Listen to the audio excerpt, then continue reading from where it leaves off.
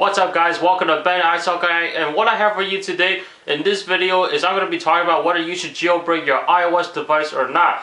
Because if you saw in my previous videos, I've been showing you guys how to get tweaks on your iPhone where you can do things that Apple wouldn't let you do in the first place if you were non-jailbroken. So I was basically showing you how you could do anything with your iOS device that you couldn't do if you were not jailbroken. Now, let me first start off with this. What are the benefits and risks of jailbreaking? Let's start with the benefits.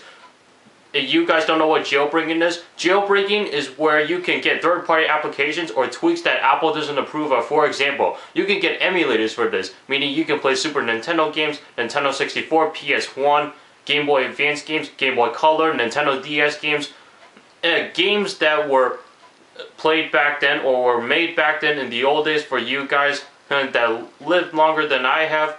And if you guys miss playing those games, you can play those directly on your device. So it will be your iPhone, iPod Touch, or your iPad.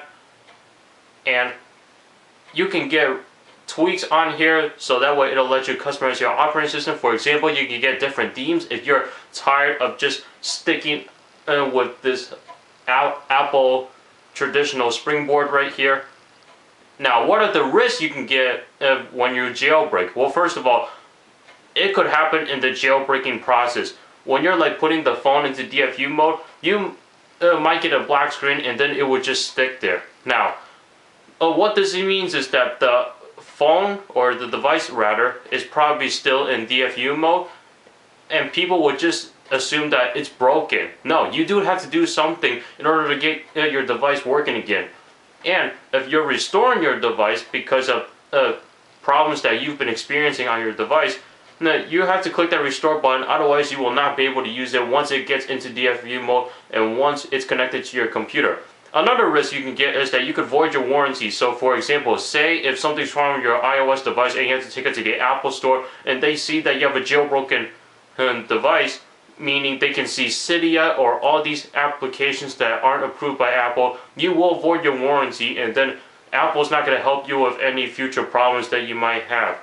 Alright, so overall, what do I think about jailbreaking? I think jailbreaking is a really great way in order to get things that you really have been wishing for to have on your iOS device, and Apple hasn't done it.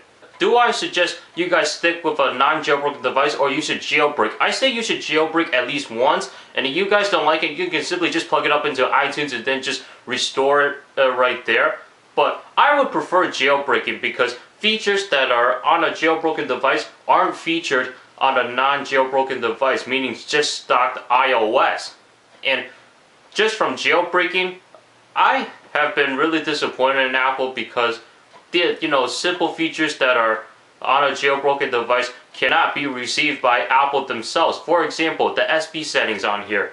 So SB settings, you can have toggle settings such as you can enable Wi-Fi and enable Bluetooth, disable, as you see on this drop-down menu right here.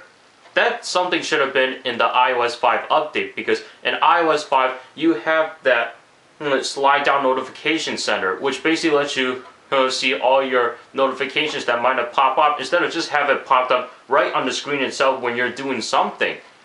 And that drop-down menu should have toggle settings that were like the SB settings, and I'm very disappointed in Apple that they did not put that in their iOS 5 update. Because for example, we have Android devices out there made by Samsung, HTC, Motorola, Google, Pantech, any company that made Android devices.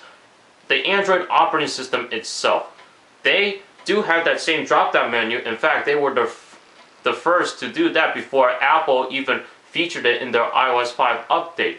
They already have those toggle settings. They already have those notifications. And Apple has put out the drop-down menu without any toggle settings, which is very weird and very disappointing. Another thing that Apple does compared to Android is that you have limitations when you have an Apple product. For example, if you want to get your music, videos, photos, or applications over, you can either download those directly on the iTunes Store, or if you have your own music, you have to sync it to iTunes and then sync it to your device. Whereas Android, you basically just have an open platform and you can basically connect it to your computer. However, no third-party software is needed, although that is optional, especially when you want to sync your contacts and your mail, anything.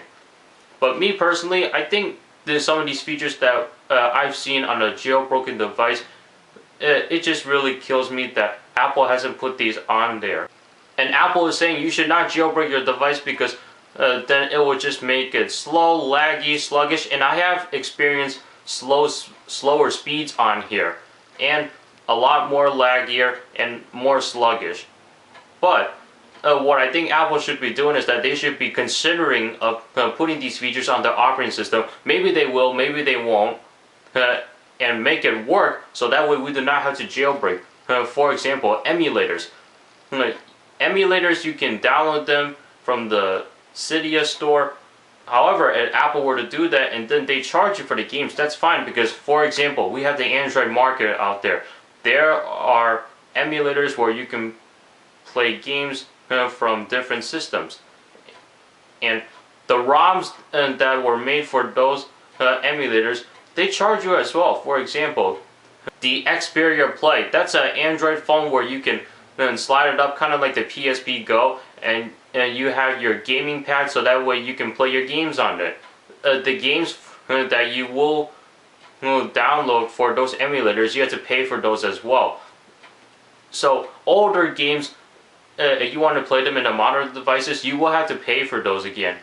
Which, me personally, that's a much easier option because if you wanted to play games using emulators, they're kind of hard to get, especially if you're on an older device, because the first time I ever downloaded a ROM for the Game Boy Advance emulator I have on here, it was a successful download, but then after that, the download speeds have gotten very slow and they have not even downloaded yet. And then at a certain point, the operating system would just freeze up and then the springboard would be restarted as if I never even tried downloading it before, which is kind of disappointing. And if I wanted to transfer those games onto my device, I had to do all this SSH crap using WinZip, which is not a enjoyable experience from what I've seen on YouTube tutorials out there.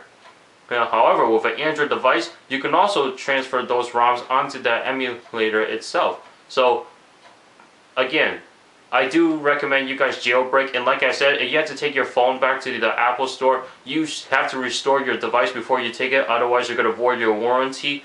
And when you jailbreak, I recommend you guys get the newer devices, the iPhone 4S, the iPhone 4, iPhone 3GS, iPod Touch 4th generation, iPod Touch 3rd generation, iPad 2, and the iPad 1.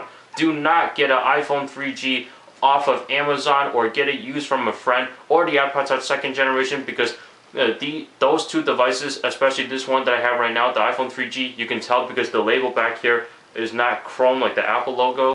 They will slow down, and then when you jailbreak it, you're going to make it even worse. And besides, the newer devices, they're updated on iOS 5, whereas these two devices are only updated to iOS 4.2.1. And you have the first generation iPod Touch or the first generation iPhone, you guys are probably only on 3.1.3, I believe.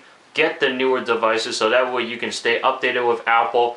Now, the bad thing about jailbreaking is that if there's a new update that's released by Apple, you do have to wait for a certain amount of time in order for a jailbreak to come up for that particular software update.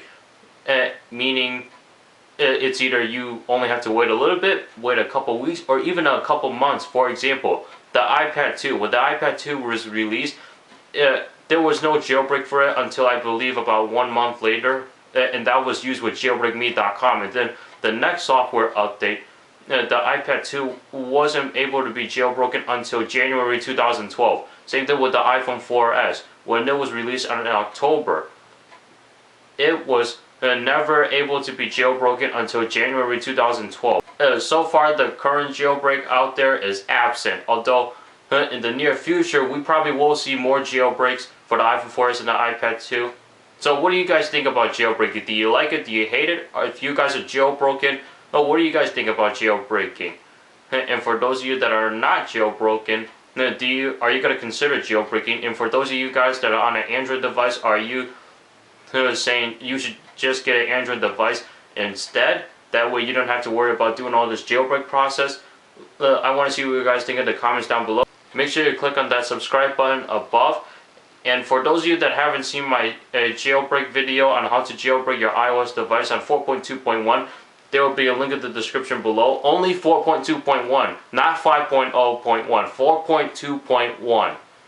And for those of you jailbreaking experts out there, if you guys see that video, you will see a message that I misunderstood the steps. I want you guys to leave a comment down below on, what did I do wrong? Like, was there something that I missed? I want to see what you guys think, because I might think about running the whole jailbreak process again, because that was probably the reason that made my phone slow. Or was it because I used Red Snow and I should have used Green Poison, which is impossible because Green Poison is not supported on the iPhone 3G as well as jailbreakme.com. Thanks you so much for watching, and I'll see you guys in the next video. And for more updates, follow me on Twitter, twitter.com/iSouthGuy, and I will see you in the next video.